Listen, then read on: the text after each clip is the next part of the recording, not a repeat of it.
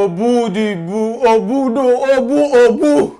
Xam nga sax lan lay wax père kontaan na ñëpp kontaan nañ Sénégal ñëpp kontaan nañ je voulais dire au bout du suspense j'y arrive maintenant chaque jour Sénégal mu ngi nii vraiment li ñuy wax à chaque fois bu ñu àndee consensus nekk ñun ñëpp àndandoo père bàyyi la nga wax man père. Wow, félicitations au Sénégal. Moi, j'adore mon pays. Je parlais de l'exception sénégalaise. Il reste entendu que l'Union européenne moi d'abord les conditions dans lesquelles nous mettons cette équipe nationale du Sénégal. Parce que mérite nako. Je crois que nos autorités ont bien compris qu'il fallait faire les efforts nécessaires pour mettre cette équipe-là dans les meilleures conditions, non seulement d'hébergement, mais les conditions de compétition. La compétition se passe d'abord sur le terrain de football. Tu as beau mettre en place le meilleur stade du monde, si tu n'as pas de gazon, pour pouvoir effectivement exprimer ton projet par les bons joueurs que nous avons, le jeu qui a été déployé au Sénégal, je crois que le monde entier a suivi plutôt ce match-là en se disant que ces deux grandes nations du football, ces deux grandes nations africaines qui étaient en train de s'affronter. Je crois que j'ai pour habitude de dire il faut qu'on arrête de nous opposer le palmarès des gens. Le palmarès n'a rien à voir avec les forces en présence actuellement. Je crois que le Sénégal a aujourd'hui démontré toute sa classe, toute sa disponibilité et tout son savoir-faire et le génie sénégalais s'est traduit aujourd'hui. Si tu vois ce stade, malgré les difficultés que nous avions rencontrées, en tout cas moi j'avais pour habitude de dire que taisons nos querelles. On ne peut pas aller à une compétition aussi importante, organiser une manifestation aussi grandiose sans qu'il y ait quelques petits ratés. N'oubliez pas que Tay, l'année d'or d'allons réellement stade Maître Abdoulaye Diouf, Abdoulaye Wade. Te gëm naa ni tey mooy cerise sur le gâteau. Wax dëgg yàlla dëgg neex yàlla. Sénégal gépp def na effort. Et aujourd'hui, on est en train, je dis aujourd'hui, parce que c'est presque une continuation de ce qui est en train de se produire. Quand les Sénégalais étaient en train de dire que le fruit était mûr, c'est parce qu'effectivement, il y a eu tout un processus qui a été géré avec les difficultés que nous savions. Mais nous savions que le difficile était le chemin, comme disait le président Abdou Diouf. Aujourd'hui, le Sénégal a traduit toute sa disponibilité et tout son savoir-faire et son savoir-vivre. Nous avons fait l'effort un peu de mettre les Égyptiens dans les meilleures conditions d'accueil, de réception, etc. Mais je disais par ailleurs que nous devions rester, contrairement à eux, nous devions rester dans les limites des règles de l'art. Le Sénégal a toujours constitué une exception. Et cette exception sénégalaise, nous l'avons vécue aujourd'hui. C'est là, on nous avions dit, ça se passait sur le terrain. Tu avais le droit de supporter tes footballeurs. Tu avais le droit de huer les joueurs adverses. Tu avais le droit de continuer à jouer du tam-tam et du bougaroubou. Et il y avait une tension telle que la peur avait commencé à habiter nos supporters. Et c'est normal, parce que voir cette équipe avec tout ce qui la compose, voir cette équipe peut-être être en situation de devoir rater une Coupe du Monde. C'est dommage. Je veux dire que ces deux grandes nations du football sénégalais méritaient, du football africain, méritaient effectivement d'aller à la Coupe du Monde. C'est une autre bataille qu'il faudra mener. C'est pas aujourd'hui qu'il faudra la mener, mais je crois que le football africain mérite aujourd'hui.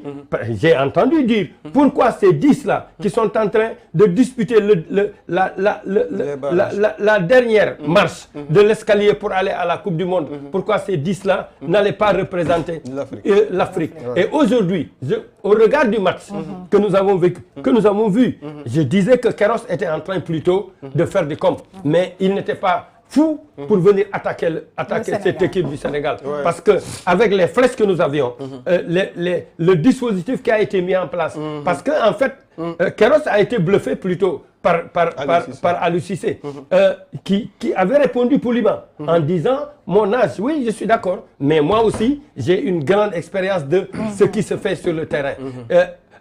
Je disais hier que Aliou a grandi avec cette équipe-là, parce que confronté à plusieurs difficultés, il est normal qu'il sache effectivement quelle est le système qu'il doit mettre en place à chaque fois qu'il est en face d'une difficulté.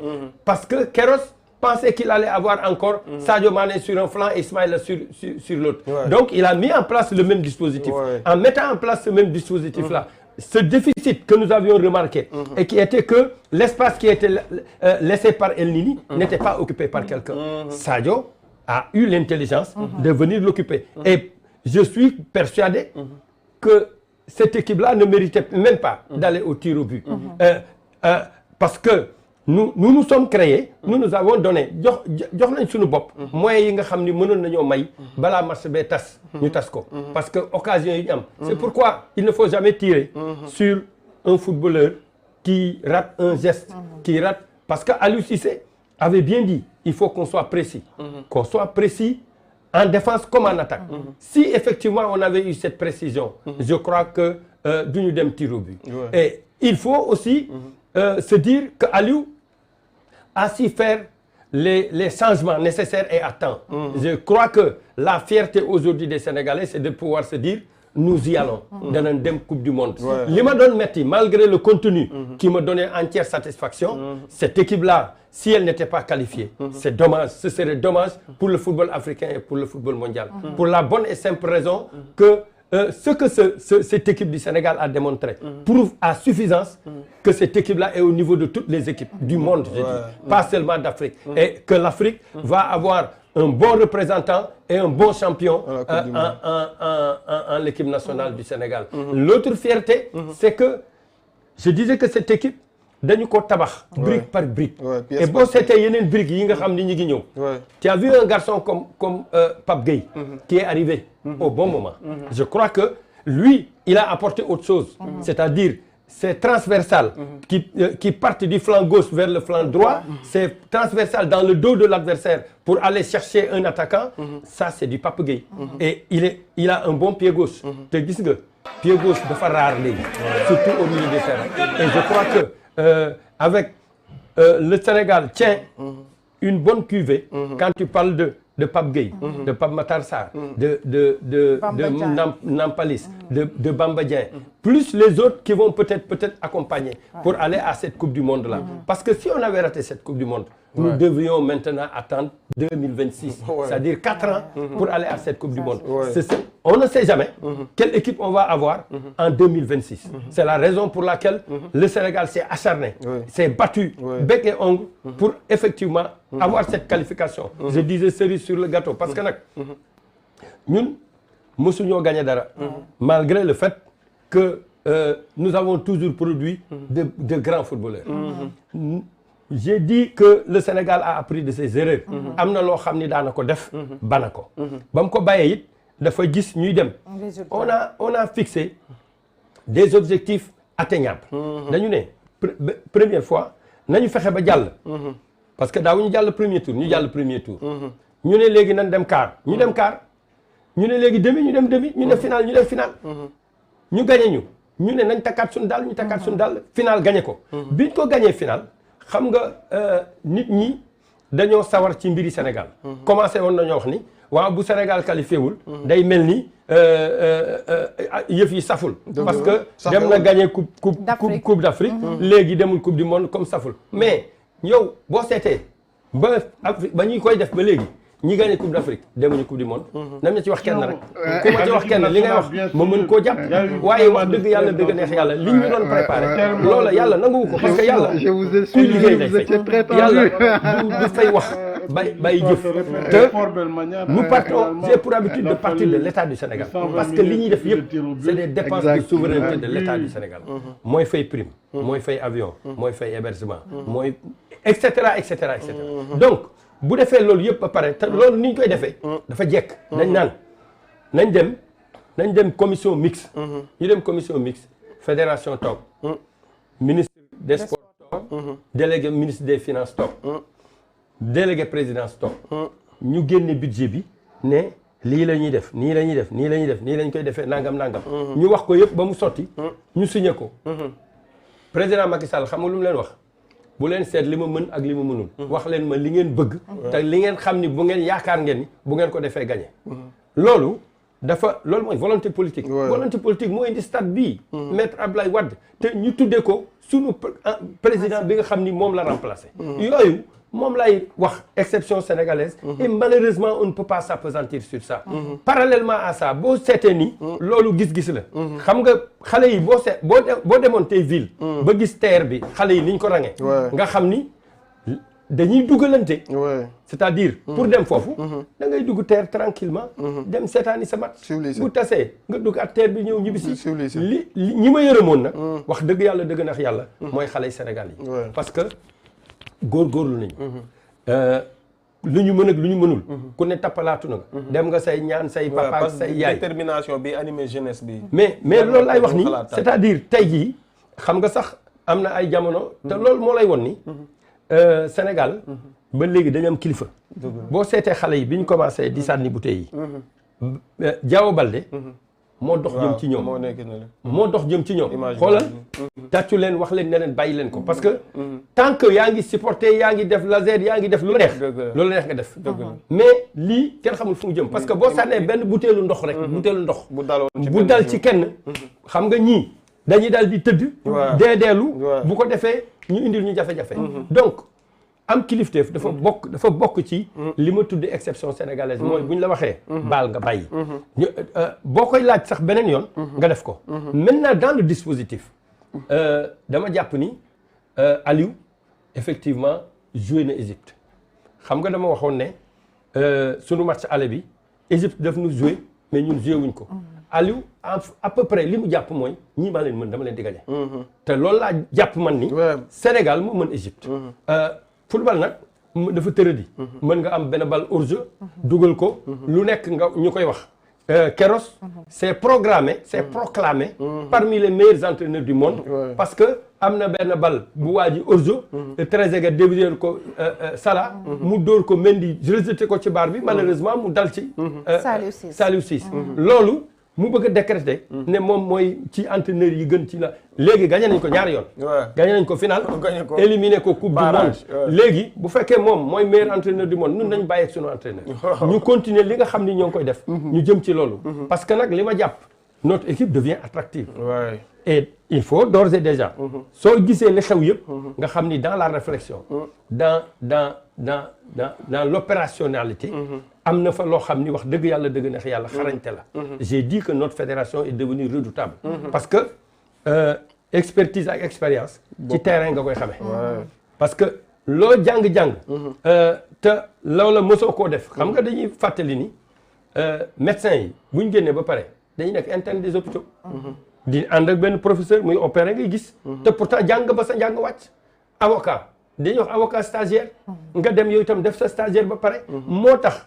lii tax ñu daan jël fédération bu fédération bi demee ñu dàq boobu ñëw indi beneen bu bees. ñooña du ñu xam ci yoon wi. fu am xaaxaam fu am pakk fu am lu ñu ndëgg sërëx et cetera. ñu nekk di perte temps léegi nii Sénégal d'abord dans un premier temps. kenn mënta fexe fi mu ne. ba di ñu dugal ci ay yëf caaxaan. bu ñu fàtte gis nga bi ñu fubalee ak Guinée petite catégorie. ba ca guddi ga ma gis gars yi gis ñoom Augustin Ablaye Sow. Cheikh Seck Sayer Seck et cetera ñu retiré wu. dem toog fenn di xool. Guinéen dañ leen di romb di wax il y a pas ça nous on a gagné sur le terrain. mais ils ont perdu. parce que bi ñu demee Afrique du Sud te arbitre boobu def yëfi caaxaanam yooyu. mais le match a été rejoué. maintenant dans la maîtrise. effectivement boo seetee bi ñu fubalee ñun ba pare. ca suba sa ñoo à midi. ca suba sa midi ñoo ngi fii. commencé sunu entraînement. sunu joueurs yi mosuñoo gis stade bi. parce que bi ñu joué Coupe d'Afrique ba gagné ba pare ñoom dañoo rejoindre seen club. Crépin rek moom mi gaañu woon moo ñëw fekkee ko. kon ñoom bi ñuy gis terrain bi dafa mel ni dañ leen façade. parce que xam nga boo nee kër gi dafa xaw a kii nangam nga ñëw fekk kër gi. ñu defar génn kër gu rafet. ne la yow fii la. sa néeg a ngi nii et cetera. da nga naan wax dëgg yàlla dëgg neex yàlla. man su ma doon jàng tuuti. ma doon jël ay troisième ak quatrième. dinaa góorgóorlu ba jël premier. et je crois que le message que les garçons ont envoyé en disant qu'ils sont fiers et ils ont le plaisir de voir ce bijou qui a été fait. C'est vrai. Pour le Sénégal, pour l'Afrique, mais plutôt pour eux, pour qu'ils puissent s'exprimer dans de bonnes conditions. gis nga bal bi ni mu dawee tey. li ko gën a waral. c'est vraiment qu'il y a eu le dispositif. mais il y a eu l'aire de jeu pour accueillir cela. sinon foo koy footballé. da ngay dem ci benn champ de patate. ñun la demal football fii. bul fàtte ni sunu match ak Eswatini. Eswatini xaw nañu gagné. on a égalisé à la dernière minute. mais ñi nga xam ni dañoo koo teg ci football rek. la ñu waxoon ñoom dañu ne. wax dëgg yàlla dëgg neex yàlla. terrain bii kenn waru cee mën a football. CAF nag. léegi daf ñu respecté. xam nga bi ñu jëlee équipe yooyu yëpp. fexe ba éliminer leen. teewul ñun lijjanti nañu ñu ba yóbbu ñu Thiès ñuy football. waaye xam ngeen ni terrain Thiès boobu. nekkul woon ci norme yi. bi ñu footballee premier match yi ñu ni ñu. léegi il faut ngeen defaraat ko. il faut saluer aussi. tenance fédération. waaw fédération ak état du Sénégal. ñu fédération sax moo ko jël en charge. ñu defaraat ko ba ñu ñëw nañu. fii mën ngeen fay football. bi ñu paree suñu terrain bi. ba àddina bi yëpp ñëw fii. di ko seetaan. ñu inauguré ko. mais FIFA c'est sa fierté. mu ñu fàtte ni Infantino ñëw na fii. président CAF mi ngi fi woon. Motsepe. bu ñu fàtte ni Augustin Senghor. mooy premier vice-président de la CAF. ce n'est pas rien. parce que dirigeant. tey dama defe ni. dañoo war a waxtaane yooyu yëpp. parce que gis nga dirigeant pour ñu xam ko au plan international. du nga ne cëpp ne lay rek ne cëpp. ñëw tey ne damaa bëgg a nekk vice président wala dama bëgg a nekk président. kenn xamu la. da ngay exercer benn mandat. peut-être def beneen mandat. bu ko defee. nit ñi. xam yow yaay kan. xam itam li ngeen di def. parce que Sénégal wax dëgg yàlla dëgg neex yàlla. ci àddina bi. ci mbiri football. ci mbiri sport sax war nañoo jàpp ni. fii mu ne. Sénégal dañ ko respecté. et respectabilité boobu nag dañ ko mérité. du lenn loo xam ni rek. dañoo yeewu suba ne lii la ñuy def. gars yi yëkkati ñu. bu ñu fàtte ni Augustin était candidat.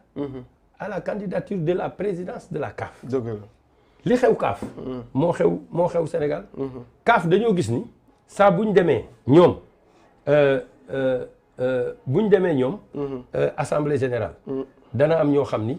bu ñuy xoolante. ils se regardent en chien de faïence. kii nag faraluñu woon kii faral nañu nangam. te ñu war a dem. fédération. war a dem assemblée générale. FIFA. te nag assemblée générale FIFA ay ndëkk ñoo fay wote. bu fekkee ñun def Sénégal Afrique def na benn bloc. dem foofa yi ñuy wax nii. ne nañ ko défendre parce que footballu Afrique nag mérité na fi mu ne lu ëpp 5 places. liñ ñu raye woon. dafa bëri. ça s'expliquait dañ daan dem ñuy dóor ay Zaïre ay 9 ak ay 5 ak ay 6 nangam loolu amatul. li ma takk mooy coupe du monde bi ñuy jëm Qatar 2022 bii. ça va être une coupe du monde de vérité. qui va permettre effectivement de réajuster les différentes positions. mën nañoo góorgóorlu ba nga xam ni. Afrique dana am nag 10 places parce que. nous sommes 53 xaw ma 54 nations. alors 54 nations 54 fédérations. wax dëgg yàlla on doit peser sur la balance. sur ce match là. danañu gërëm xale yi. li tax ñuy gërëm xale yi mooy xale lu Sénégal day am kilifa. premièrement. deuxièmement dañu wone seen takku. ak seen gëm seen équipe. détermination. waaw parce que li am na sax yenn discours yoo xam ni. wax dëgg yàlla dëgg neex yàlla. bon waxul sport waxul football. Salah tu as beau tout faire. bu ñëwee ci terrain bi. si tu ne mets pas le dispositif qui a été mis en place aujourd'hui parce que tey. li tax mu étagé. boole sur un flanc. Sabali ak Bouna Sarr. def fa Nampalis. génne Kouyaté. xam na ni. benn possibilité rek la ñu am. du percer dans l'axe. parce que sunu axe central. booy Pape Gueye xëy na sax nit ñi dañ ko xamul bu baax. mais il fait partie des meilleurs. demi-centre des clubs européens. nga am ko nag ak à mon avis ak peut-être le meilleur demi-centre actuel du monde. ñu am le meilleur gardien de but du monde. am Sadio Mané. am Ismaïla Sarr. wax dëgg yàlla dëgg neex yàlla. loolu moo tax xale yi gëm parce que seen gëm-gëm bi. dafa am fu ñu ko teg. gëmuñu ko rek parce que dañoo baax wala dañu faral Sénégal wala dañu nekk ay sénégalais.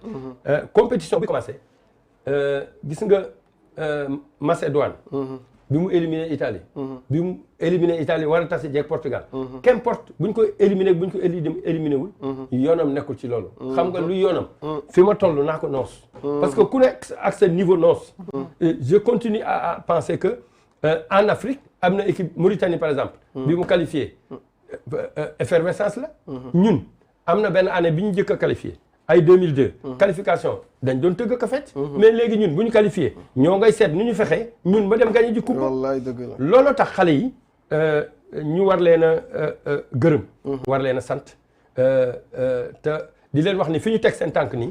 foofu la. foofu la Lalia première impression yow tamit après fin du match bi. man moom xam naa père moom waxee na xool ñi war a waxee xool bëri na mais Lalia lii ba nga ko doon dund. fële la fekkoon. Cameroun mais tey nga nekk Sénégal dundaat mel ni l'histoire se répète. Sadio Mané tamit assumer leadership ba kenn xamul vraiment. Sadio c'est un gladiateur fu mu toll nii. xale yaa ngi ci YouTube bi. di commenter ku nekk ngi wax waaye moment yi bu tollee yaakaar naa ne dañuy xol yi dañuy féex. da ciy baax ku nekk wax li nekk xolam parce que exprimer wu. bu yàggee léegi ñu ubbi téléphone bi incha allah dugg wax lan moo nekk ci seen xol wax ñu waxtaanee réew mi rek fu mu toll nii parce que yii de c'est des moments yi nga xamante ne lu ko peuple di dund bëriwul ku ñu waxoon ne peut-être sànq dama dem sax ba peut-être dañ naan sénégalais wala il n'est pas optimiste li père di wax xaw ma noo koy waxee ne war nañu di ñu tëkkale ak palmarèsu yeneen équipe yi war nañu bàyyi di ñu tëkkale palmarèsu yeneen équipe yi ku ñu dajeel nag ñu ne naan Égypte gagné na 7 championnats dinañu dóor bu ñu defee nii mais il faut être optimiste et positif parce que ku gis